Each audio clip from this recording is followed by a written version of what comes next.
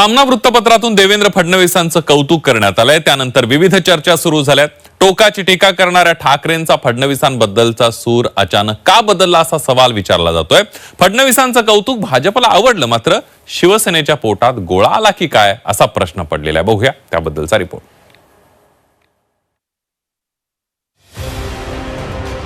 देवेंद्र फडणवीसांवर यथेच्छ टीका करणाऱ्या ठाकरेंचा सूर अचानक बदलला. ज्या सामना वृत्तपत्रातून फडणवीसांवर टीकेची झोड उठवली जात असे, त्याच सामनातून मुख्यमंत्री फडणवीसांचे गोडवे गाण्यात आले. ठाकरेंच्या शिवसेनेची ही बदललेली भाषा भाजपला सुखावून गेली, मात्र त्यांचा मित्रपक्ष असलेल्या शिंदेच्या शिवसेनेच्या पोटात मात्र या कौतुकामुळे गोळा आलाय. शिवसेनेचे नेते राजू वाघमारे यांनी यावरून ठाकरे गटावर निशाणा साधलाय. फडणवीसांच्या बोलण्याची ठाकरे वाट पाहतायत म्हणून कौतुक सुरू आहे असा टोला राजू वाघमारे यांनी लगावलाय.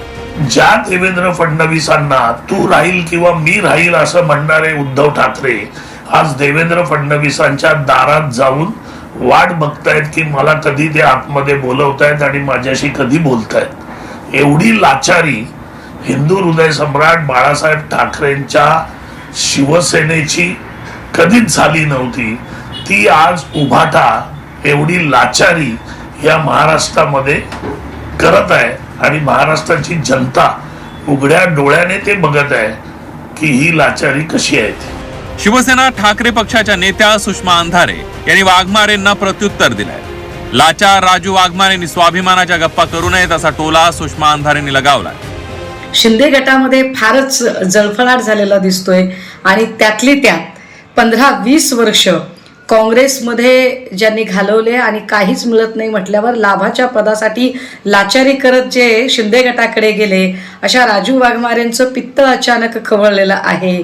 वाघमारे, जरा स्वतःचा इतिहास तपासा, शिवसेनेचा इतिहास थोडासा अभ्यासा आणि मग पुढे बोला. शिवसेना कायम, अगदी भविष्यात सुद्धा महाराष्ट्राचं जेव्हा कधी भलं असेल त्यावेळेला ती सातत्याने पक्षीय राजकारण बाजूला ठेवून भूमिका घेईल. सामनामधून अचानक फडणवीसांचं कौतुक करण्यात आल्यानं अनेकांच्या भुवया उंचावल्या. यावरून विविध चर्चा सुरू झाल्यानंतर खासदार संजय राऊतांनी आपली भूमिका स्पष्ट केली आहे. जमशेदपूर नंतर जर गडचिरोली पोला सिटी जर बनवणार असतील आणि तिकडल्या बेरोजगारांच्या हाताला का मिळून नक्षलवाद दूर होणार असेल तर ते राज्याच्या हिताच आहे. मी असं पाहिलं की देवेंद्र फडणवीस यांच्या समोर 10 खतरनाक नक्षलवाद्यांनी आत्मसमर्पण केलं. त्याने शस्त्र हाती ठेवलं आणि संविधान हाती घेतलं. याचं प्रत्येक मराठी माणसाला आणि भारतीयाला याचं कौतुक वाटलं पाहिजे.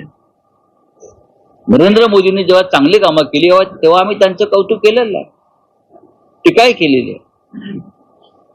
आणि गडचिरोली सारख्या जिल्ह्यामध्ये विकासाची गंगा वाहणार असेल तर त्याचं कौतुक जर कोणी करणार नसेल तर ते चुकीचं होतं.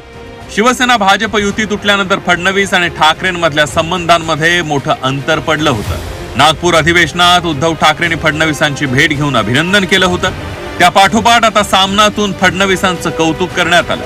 त्यामुळे फडणवीस ठाकरेंमध्ये पुन्हा मैत्रीचे सूर उमटले तर शिंदेच्या शिवसेनेचं काय होणार अशी चर्चा शिवसैनिकांमध्ये सुरू आहे.